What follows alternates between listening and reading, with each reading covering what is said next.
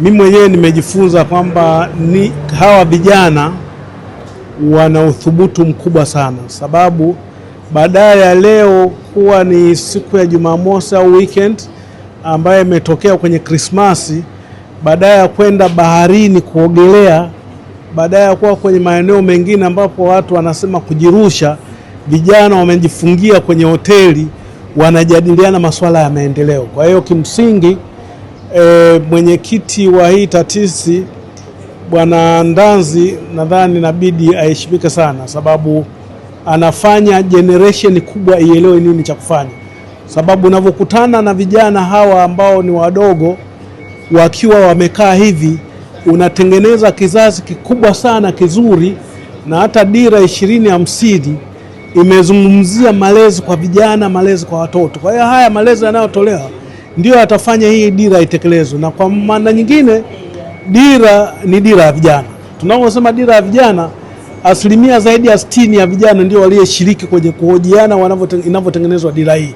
Kwa hiyo ilishaangaliwa kwamba tunapofika mwaka 50 dira hii itakuwa inatekelezwa na vijana hawa ambao wengi wapo humu ndani. Kwa niaba ya Transformation Book Club Network tunakushukuru sana. Naomba pia utufikishie salamu hizi kwa Mheshimiwa Dr. Msemwa. Lakini pia tunakushukuru wewe kwa kukubali kuwa mgeni rasmi siku ya leo, na umetufundisha mambo mema mengi sana kuhusiana na dira ya 2050.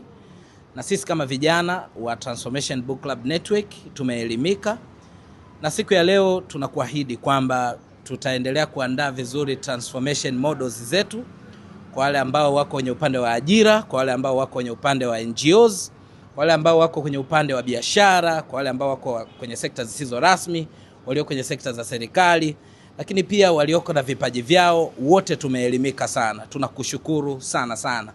Na kama Transformation Book Club tunachoweza kusema ni asante.